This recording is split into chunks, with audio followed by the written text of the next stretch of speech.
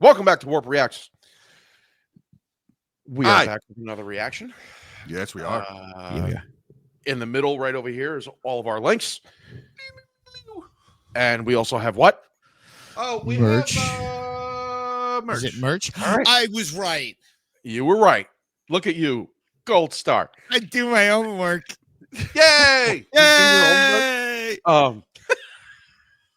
So AJ over there streams Wednesday through Saturday, posts videos every week over at Joe On It Productions and Joe On It Plays. This guy down below us streams Saturday nights at 9 p.m. on Twitch on this channel right here. And I sit on my thumbs pretty much and just do other stuff. Sunday nights at 8:30, we get together with the four of us. One of us is missing, to just have a pretty weird time for a couple hours. A weird time. Weird time. Last time it was a good time. Now it's weird. Who made it weird for you? It gets weirder as it goes on. You know that. True. Don't play. So as time wears on, it gets weirder. Yes, it degrades quickly. So yeah, it's my job. I told you that last time. I make things weird. So today, one of our favorite people, the Fat Electrician. Hey, recently I don't know him personally. Do you? My favorite history teacher that I never had. Go ahead. So, at the time of this recording, he had dropped the video yesterday. Why did he do that? Did it break? Yeah, it broke. Oh. It broke the internet. He all of them tubes. It must be fucking fragile. He released the video yesterday at the time of this recording, so it will be a week or two later that you guys see this. It's interesting. It's about my wife's favorite store. Oh, you just need to not say stuff like that. Not that kind of store, you sicko. Fucking Adam and Eve over here. I mean, 50% off. What's the name of the store? What's the name of the store? Did they have the Hammermatic 5000 in stock? Wow. Okay. So it is about Hobby Lobby. Hobby Lobby. Yeah. It's going to get interesting. All right. Here we go. Hobby Lobby. All right, here's the deal. My wife dragged me into a Hobby Lobby, and I was in that store for all of about 30 seconds before I knew they were up to something. So I go home, I look into it, and what I found is so insane. I wasn't even mad. I was just impressed. All right, look, if you don't know, Hobby Lobby is the biggest arts and crafts chain in the United States. Technically, Michael's has more locations, but Hobby Lobby makes way more money, so I'm calling them the biggest. Last year, they made $7.9 billion selling knickknacks and arts and crafts supplies. There's a lot of lonely fucking women out there. I don't think 7.9 dude. That's billion. That's a lot of fucking money, though. That is a lot of money. In knickknacks. He breaks it down. Watch, and that was in 2023. Top of that, they pay their employees $19.25 an hour minimum wage. On top of that, they donate 50% of their profits to charity, and then if you Google them, you find out they've been involved in more high-profile scandals than a Kennedy family reunion, including smuggling religious artifacts into the United States and somehow turning them into a massive tax write-off. And we're going to get into all of it right after word from our sponsor. This video is brought to you by Supreme. What is going on? All right, you need to get through this because we're not sponsored by Supremacy World War III. Right there. Place called Hobby Lobby. It's in what appears to be an abandoned Kmart. We take 2 steps inside the door, and in my head, I'm thinking, okay, this is clearly the knick-knack / gift shop area of the store. They've done what a lot of other places do, like Cracker Barrel, museums, tourist attractions. They have the little gift shop knick-knack area right by the doors, so they can upsell you on the way in and the way out. That makes sense to me. Never really seen it in a department store, so that's kind of unique, but whatever. So we continue walking through the store, and I'm thinking to myself, holy shit, this knick-knack gift shop area is enormous. And then we keep walking and we keep walking and the knickknacks just never fucking end. They're everywhere. And then it dawns on me, the entire abandoned Kmart I'm inside of is one giant gift shop. At this point, the logical side of my brain is like, there's absolutely no way. So I start picking up the pace. I walk every aisle. I walk the entire store, progressively going into more and more of an existential crisis because there's absolutely no way that an abandoned Kmart full of knickknacks is a profitable business. But that's it. It's the whole thing. It's nothing but knickknacks. So I just stop in the middle of an aisle. I pull out my phone. I Google, how much money does Hobby Lobby make annually? $7.9 billion last year. There's no fucking way. I don't believe you. I've walked the entire store at this point. It's just knickknacks and arts and craft supplies. That's it. The entire store is literally an elderly woman throwing the world's biggest garage sale inside of an abandoned Kmart, and somehow they're making a shit ton of money. At this point, I'm thinking like, okay, they're selling drugs out the back door or something. There's no way to logically explain this. So I get back together with my wife. She's got all the knickknacks and shit that she's buying. We go into checkout, and I'm standing in this checkout longer than I'm standing at the DMV. There's like 3 people in front of me. It takes fucking forever to get through this checkout line. So I asked my wife, I'm like, what is taking so long? I don't understand. Have either one of you been in a Hobby Lobby? Yes, before? I have. It's been a while, but it is absolutely the truth. It It is. is absolutely. You're standing there like this. What is going on right now? There's 2 people ahead of us, and we've been here for 45 minutes. What is going on? Yeah. You know, She's like, oh, Hobby Lobby always takes forever to check out at because they don't use barcodes. They have to type everything in by hand. 9 THD03. T Okay, now at this point, I'm having a full-blown panic attack because I know that barcodes came out in the late 1940s because they were inspired by Morse code, and some dude that worked on the Manhattan Project invented them right after World War II. And now it's 2025 and we're not using them inside of this store. There's no fucking way. I am 99% sure I died in a car wreck on the way to Hobby Lobby, and now I'm stuck in knick-knack purgatory. Okay, then I take a deep breath and I'm like, okay, I think I'm alive. Okay, there's got to be an explanation for this. And I'm like, oh, obviously they're selling drugs out of the back. So it makes sense that they want to make checking out at this store as difficult as possible because they don't actually want to sell any of the fucking knickknacks because that's not how they make money. They make money off selling all the nose torque out of the back, right? So they're not going to want to sell the knickknacks. So that's why they make it as difficult as possible. Okay, it's got to be what's going on. So I finally get to check out. Very nice elderly woman there being my cashier. She's very polite. She's very friendly. I start full on interrogating this woman. I'm polite about it, but I'm like, do you like working here? And she's like, actually, I love working here. I've been here for fucking like 20 years. I'm like, okay, all right. And I'm like, well, what do you like about it? And she's like, well, they pay us a lot of money for how hard the job is. So I like it. We get good benefits. The company donates 50% of its profit to charity. And I'm like, okay, well, they're not selling drugs here. That's weird. And I'm like, do you mind me asking, like, how much do they pay you guys? And she's like, well, I've been here for 20 years. I make more than a lot of people here. But our starting salary is $19.25 an hour is our minimum wage here. Get the fuck out of here. I'm serious. Yeah, no, I'm serious too. Okay, now I'm completely flabbergasted. I'm now absolutely positive that I did die in a car wreck on the way here, and I am in fact stuck in purgatory. And she finishes checking out. I pay for my stuff, and I was like, "Am I allowed to leave?" And she's like, "Yeah." And I was like, "If I walk out that door right now, it's not just going to turn into me walking back in, is it?" And she just looks at me like I'm crazy because I fucking am at this point. And she's like, "No." And then I walk out, I get in my car, and I fucking go home. I legit just spit my coffee out when he said that. Chapter 2. All right, so here's what happened. 1970, the founder of Hobby Lobby, David Green, took out a $600 loan and started making custom picture frames in his garage. And apparently that business went pretty well because by 1972, he opened up a 300 square foot arts and crafts store in Oklahoma City. And then 2 years later, he opens up another one, and then another one, and another one. And the next thing you know, he's got 1,000 arts and crafts stores all over the United States of America. How is that even possible? Well, in Oklahoma in the 1970s, when he was getting started, there was a humongous oil boom, and that's where like the oil industry is primarily located, is Oklahoma and Texas. So everybody that was living in that area had a bunch of excess money. So all the housewives and stuff were going and buying a bunch of arts and crafts and a bunch of fucking knickknacks, and it just made his business explode with the oil boom.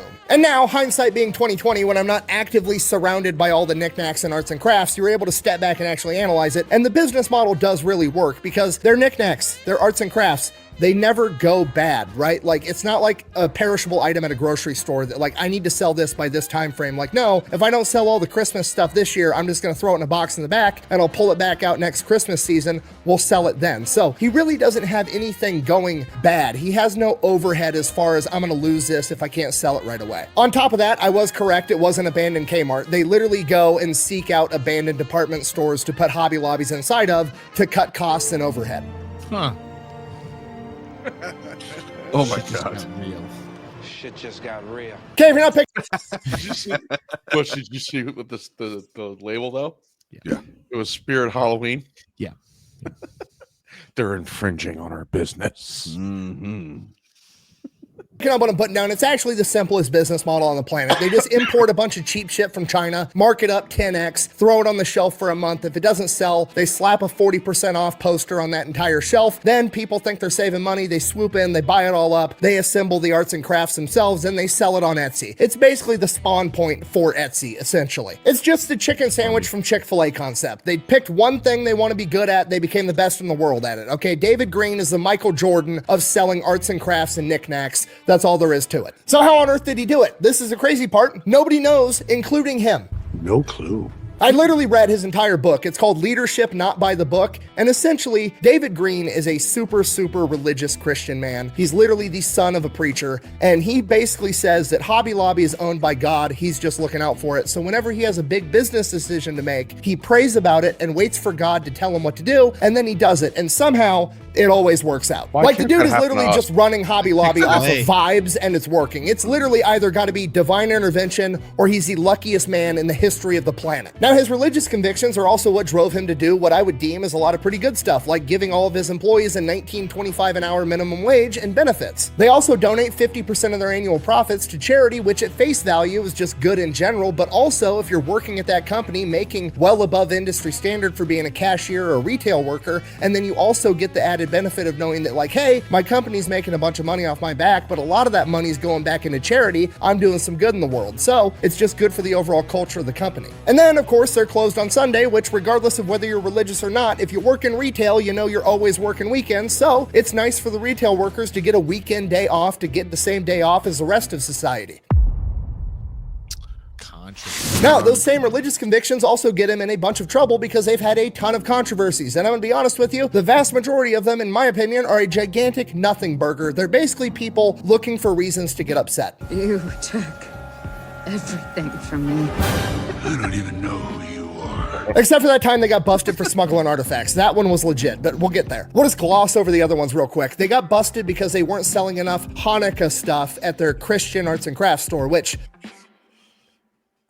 okay, like I'm willing to bet they weren't selling a lot of Muslim holiday stuff at the Christian arts and crafts store either. I don't go to Burger King and get mad they don't have fucking pizza. Like, you're looking for reasons to get upset. Okay, it's 2025. If a store doesn't have what you want, get on Amazon and order it. It'll be there tomorrow. Why are you picking fights for no reason? Next thing, they got in trouble over women's contraceptive with their insurance, and they actually took this case all the way to the Supreme Court. Like, David Green was willing to let Hobby Lobby go bankrupt and close all of them over this fight. Now, I'm not saying that's necessarily a good thing, but part of me is always going to respect a man that's willing to put his balls on the line for what he believes in. So here's what happened. The birth control controversy gets played off like Hobby Lobby wasn't willing to pay for birth control with their insurance for any of its female employees. That's a partial truth. The actual truth is they weren't willing to pay for the morning after pill or the week after pill. All the other birth control was fine. Which, regardless of how you feel about it, that's on brand for an evangelical Christian. And whether that's right or not, I don't really have any strong convictions on, but I will say this, it seems very silly to take that court case all the way to the Supreme Court, spending millions and millions of dollars fighting for the right to force him to buy the morning after pill when the morning after pill is $10 fucking.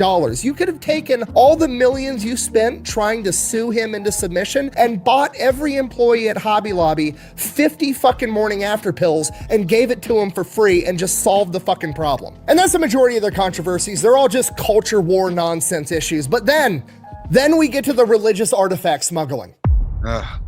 Collectors.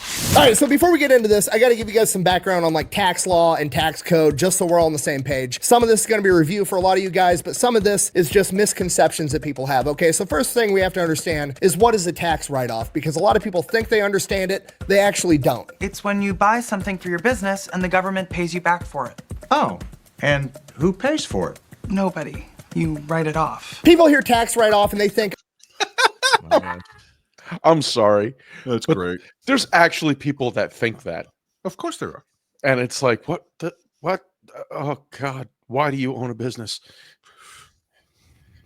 But America. yeah. Yep. America.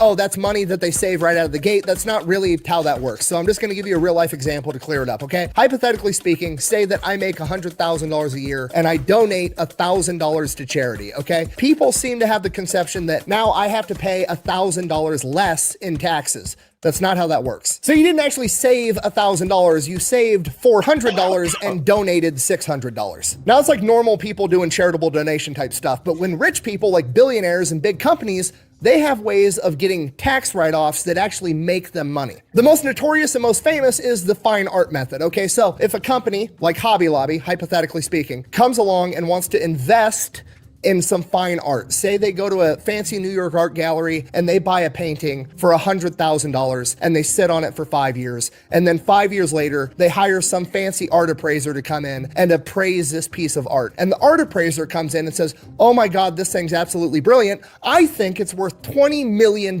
Then the company can donate that artwork to a museum and their tax write-off is not for the $100,000 they spent on the painting. The tax write-off is for the $20 million that it's appraised at. So they didn't save 40% of $100,000. They didn't save that $40,000 in tax write-offs. They saved 40% of $20 million in tax write-offs. So effectively, they paid $100,000 to get out of paying millions of dollars in taxes. Is that right? I have no idea, but it's absolutely 100% legal. Hobby Lobby decided they were going to do the same thing, but instead of buying fine art, they decided that they were going to buy ancient religious artifacts because, well, that's what they're into. They're evangelical Christians. They want to be able to buy all these Christian artifacts as an investment, and then they could donate them to a museum, make sure that those things are then preserved for history, and they get to save millions of dollars in taxes while doing it. It's a win-win as far as they're concerned. So in like 2010, they just start buying up all the biblical artifacts that they can find. They have no experience in buying this stuff, and when you buy something like this, there's like channels and ways that you're supposed to do this. You're supposed to, I don't know, make sure it wasn't fucking stolen from another museum, for example. They don't do any of the checks. They were warned that they were going about this the wrong way. They just kept buying up thousands and thousands and thousands of artifacts, despite the fact they bought fucking chunks of the Dead Sea Scroll, which wound up later to be fake because, again, they didn't hire the right people to help them do this. And they ended up buying all these cuneiform tablets out of Iraq, including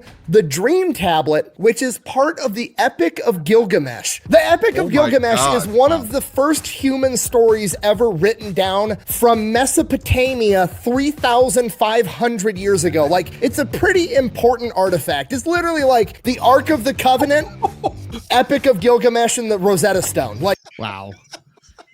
Wow. I love that he fucking threw Rosetta Stone in there. That's great. That's great. A fucking knick-knack store is buying probably the second most important artifact in the fucking world. Yeah. Well, it's crazy how important this artifact is, and they bought it. And oddly enough, it ended up being looted from a museum in Iraq in 2003, and they were not supposed to have it. That belongs in a museum. So do you. So around this point, the government gets involved and they start asking questions, at which point, you know, Hobby Lobby kind of pleads ignorant, you know, like, oh, I'm just, you know, a billionaire and I didn't know that I had to go through all these checks and balances to buy this kind of stuff. They basically play it off like, I didn't know any better, my bad, which, you know what? Maybe, but they shot themselves in the foot because when they imported them into the US, they had them labeled in US customs as ceramic tile samples, which not true. So they ended up getting in a shit ton of trouble. They had to return the Epic of Gilgamesh and like 3,000 other artifacts over. They got returned to Iraq and Egypt, and they had to pay a $3 million fine. But there was a bunch of other artifacts that they did get to keep. And then with those artifacts, they had them appraised, and I was able to find that the average appraisal that they got was approximately 3 times what they actually paid for them. And then they donated them to a museum and got a huge tax write-off. And that is where most people quit digging because that was enough damning evidence, and most people just care about making Hobby Lobby look bad. I don't care about making Hobby Lobby look bad. I just want to know what the fuck happened. I like facts. I like the truth. So I asked one simple question. What museum did they donate them to? They donated them to the Bible Museum in Washington, D.C., to which I had one more question. Who owns the Bible Museum? Motherfucking David Green, the same one that owns Hobby Lobby. He donated it to himself.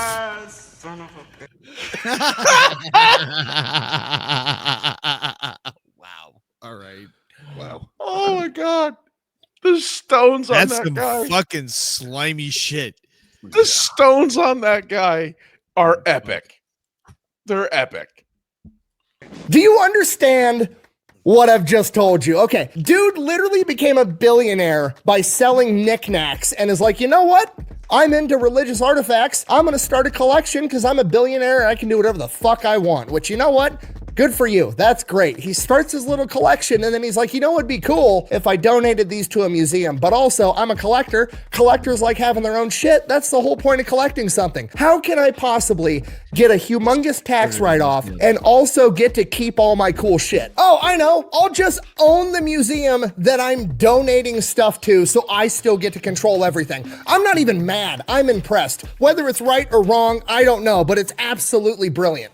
Buh! So him being super religious is all just an act so he can look like a good guy, but he's actually not. Buh! No, that's not what that means at all. It is not hypocritical for a Christian to avoid taxes, okay? At no point in the Bible was Jesus ever like, hey guys, what if we gave the Romans more money? Now, don't get me wrong, I'm not co-signing everything this guy does. I'm just saying I'm good at putting myself in other people's shoes to understand their perspective. And from a very, very Christian man's perspective, being able to give less money to the government so they can, I don't know, buy $60,000 missiles to shoot at people that live in mud huts so he can collect biblical artifacts, put them in a museum, preserve them for everybody else, and share them with the world, hopefully convincing more people to become Christian to save them, is probably a net positive from his point of view. I'm just saying, you can call this guy a lot of things, but you cannot say he's not a legitimate, super devout Christian. Because at the end of the day, for better or worse, he was legitimately willing to close Hobby Lobby down over the Plan B thing, and he still gives away 50% of his profits to charity. Now, granted, some of that 50% of profits is him buying cool biblical artifacts and sticking them in his museum, but again, from his perspective,